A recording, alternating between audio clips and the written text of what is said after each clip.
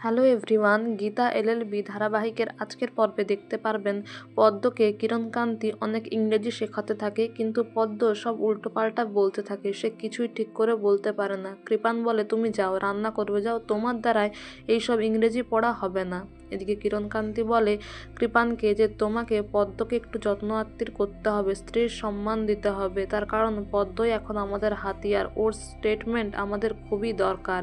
এদিকে গিনি বাড়ির প্রত্যেককে বলতে থাকে, আমি সর্বনাশ করে দেব, আর আপনি ফেঁসে গেছেন মিস্টার অগ্নিজিৎ মুখার্জি, আপনার মেয়েও ফেঁসে গেছে। একটা ভিডিও দেখাচ্ছি আপনাকে, ভিডিওটা দেখুন। তারপর ভিডিওতে কৃপান আর পদ্মর বিয়েটা দেখায়, যেখানে কৃপান নেশাগ্রস্ত অবস্থায় ছিল, আর বলে এই ভিডিও ফুটেজটা যথেষ্ট আপনার মেয়েকে ফাঁসানোর জন্য, আর মিডিয়াকে খবর দিলে তো হয়েই যাবে, আপনার মেয়ের সম্মান থাকবে না। অগ্নিজিৎ মুখার্জি হাত জোড় করে ক্ষমা চায় গিনির কাছে, বলে আমার মেয়েটাকে ছেড়ে দাও, আমার মেয়েটা খুব ভালো মেয়ে। কিন্তু গিনি সাত্ত্বিকের কাছে যায় আর সাত্ত্বিককেও অনেক কথা শোনাতে থাকে। তারপর গীতা এসে বোঝায়, শান্ত করার চেষ্টা করে গিনিকে, কিন্তু গিনি কোনো কথাই শোনে না।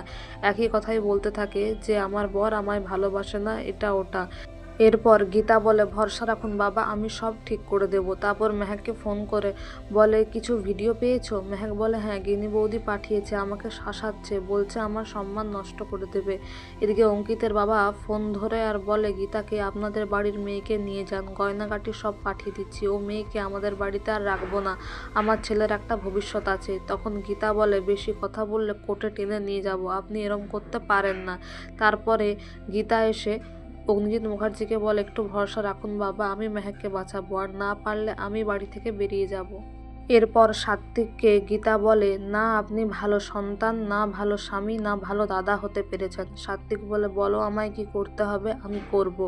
গীতা প্রথমে অবাক হয়ে গেল, বলে ঠিক আছে, আমি বলে দিচ্ছি আপনায় কি করতে হবে।